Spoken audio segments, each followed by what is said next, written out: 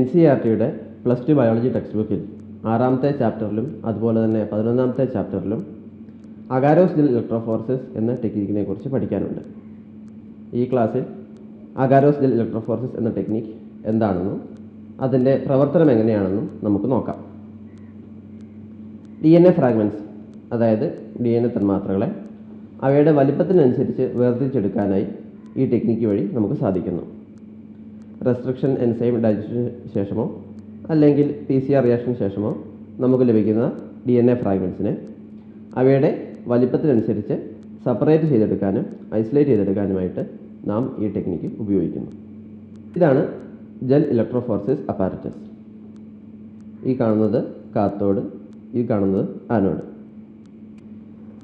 ഈ ജെല്ലിൽ നിങ്ങൾക്ക് വളരെ ചെറിയ ചില കുഴികൾ കാണാം. ഈ കുഴികളെ നാം വെൽസ് എന്ന് വിളിക്കുന്നു. ഈ വെല്ലിലാണ് നാം DNA സാമ്പിൾ ലോഡ് ചെയ്യുന്നത്. ഈ വെല്ലുകളിൽ DNA ലോഡ് ചെയ്തതിന് ശേഷം ഈ ഇലക്ട്രോഡുകൾ വഴി നാം ഒരു ഇലക്ട്രിക് ഫീൽഡ് അപ്ലൈ ചെയ്യുന്നു. നമുക്കറിയാം DNAയുടെ ചാർജ് നെഗറ്റീവാണ്. നെഗറ്റീവ് ചാർജുള്ള ഒരു തന്മാത്ര പോസിറ്റീവ് ചാർജുള്ള ഇലക്ട്രോഡിലേക്ക് ആകർഷിക്കപ്പെടും. നാം ഇവിടെ ഇലക്ട്രിക് ഫീൽഡ് കൊടുത്തതിന് ശേഷം ഈ DNA തന്മാത്രകൾ ഈ ജെല്ലിലൂടെ പോസിറ്റീവ് ചാർജുള്ള ഭാഗത്തേക്ക് മുന്നോട്ട് നീങ്ങുന്നു. ഈ ജെല്ല് അഗാരോസ് എന്ന് പറയുന്ന ഒരുതരം പോളിസാക്കറൈഡ് കൊണ്ട് നിർമ്മിച്ചതാണ്. ഈ ജെല്ലിനകത്ത് വളരെ ചെറിയ സുഷിരങ്ങളുണ്ട്, നാം സാധാരണ കാണാറുള്ള സ്പോഞ്ചിനകത്തുള്ളതുപോലെ.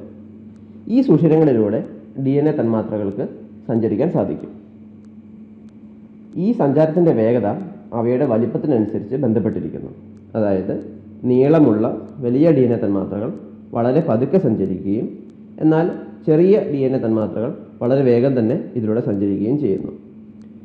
നാം ഇലക്ട്രിക് ഫീൽഡ് കൊടുത്തതിന് ശേഷം ഈ ജെല്ലിലൂടെ ഈ DNA തന്മാത്രകൾ പോസിറ്റീവ് ചാർജുള്ള ഇലക്ട്രോഡിൻ്റെ ഭാഗത്തേക്ക് സഞ്ചരിക്കുന്നു.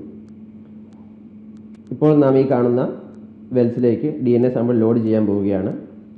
ഓരോ വെല്ലിലേക്കുമായി നാം ഓരോ DNA സാമ്പിൾ ലോഡ് ചെയ്യും. അതിനുശേഷം ഈ ഉപകരണം ഉപയോഗിച്ച് നാം ഇലക്ട്രിക് ഫീൽഡ് കൊടുക്കുകയാണ്.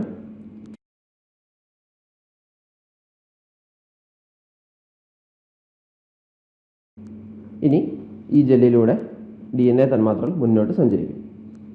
നിങ്ങളിപ്പോൾ ഈ കാണുന്നത് DNA അല്ല, അത് DNA ലയിപ്പിച്ചിരിക്കുന്ന ലായനിയുടെ നിറം മാത്രമാണ്. DNAക്ക് നിറമില്ല, അതുകൊണ്ട് തന്നെ നമുക്ക് DNA കാണാൻ സാധിക്കില്ല. എന്നാൽ സാധാരണഗതിയിൽ DNA തന്മാത്രകൾ നമുക്ക് കാണാൻ സാധിക്കില്ലെങ്കിലും എഥിഡിയം ബ്രോമൈഡ് എന്ന ഒരു ഫ്ലൂറസെൻ്റ് ഡൈ ഉപയോഗിച്ച് നമുക്കതിന് നിറം കൊടുക്കാൻ സാധിക്കും. അങ്ങനെ നിറം കൊടുത്ത DNA അൾട്രാവയലറ്റ് ലൈറ്റിൽ പരിശോധിച്ചാൽ ഒരു ഓറഞ്ച് റെഡ് ലൈറ്റ് എമിറ്റ് ചെയ്യും. അതുവഴി നമുക്ക് DNA കാണാൻ സാധിക്കും. ഇപ്പോൾ ഏകദേശം 45 മിനിറ്റോളം നാം വോൾട്ടേജ് അപ്ലൈ ചെയ്ത് കഴിഞ്ഞു. DNA ഏകദേശം ഇത്ര ദൂരം നീങ്ങിയതായിട്ട് ഇപ്പോൾ നിങ്ങൾക്ക് കാണാൻ സാധിക്കും. ഇനി നാം ഇത് അൾട്രാവയലറ്റ് ലൈറ്റിൽ പരിശോധിക്കാൻ പോവുകയാണ്. ഇതാ DNA ഫ്രാഗ്മെൻറ്റ്സ് നിങ്ങൾക്ക് ഈ കാണാൻ സാധിക്കും. വെല്ലിൽ നിന്നും ഇത്ര ദൂരം ഈ DNA ഫ്രാഗ്മെൻറ്റ്സ് സഞ്ചരിച്ചതായിട്ട് കാണാം. ഇതാ ഒരു വെല്ലിൽ തന്നെ ഈ കാണുന്ന ചെറിയ ഓറഞ്ച് റെഡ് വരകളാണ് DNA ഫ്രാഗ്മെൻറ്റ്സ്. ഈ വെല്ലിന് തൊട്ടടുത്ത് കാണുന്നത് നീളം കൂടിയ DNA ഫ്രാഗ്മെൻറ്റ്സ് ആണ്. അതായത് അവ വളരെ കുറച്ച് മാത്രമേ സഞ്ചരിച്ചിട്ടുള്ളൂ. ഇതാ കുറച്ച് അകലെയായിട്ട് മുന്നോട്ടധികം നീങ്ങി കാണുന്ന DNA ഫ്രാഗ്മെൻറ്റ്സ് വളരെ ചെറിയ DNA ഫ്രാഗ്മെൻറ്റ്സ് ആണ്. അങ്ങനെ നമ്മൾ ലോഡ് ചെയ്യുമ്പോൾ ഒരു മിക്സർ ആയിരുന്നു. ഇതിൽ നിന്നും DNA ഫ്രാഗ്മെൻറ്റ്സിനെ അവയുടെ വലിപ്പത്തിനനുസരിച്ച് പല എണ്ണമായിട്ട് നമുക്കിതിൽ നിന്ന് വേർതിരിച്ച് കാണാൻ സാധിക്കും. അഗാരോസ് ജെൽ ഇലക്ട്രോഫോറസിസ് എന്ന ടെക്നിക്കിനെ വളരെ ചുരുക്കി അവതരിപ്പിക്കുകയാണ് ഈ ക്ലാസ്സിൽ ചെയ്തത്. കൂടുതൽ വിശദമായ ക്ലാസ്സുകൾക്കും നിങ്ങളുടെ സംശയ നിവാരണങ്ങൾക്കും വേണ്ടി മലപ്പുറത്ത് പ്രവർത്തിക്കുന്ന വൈവ് ഇൻസ്റ്റിറ്റ്യൂട്ടിലേക്ക് വരിക.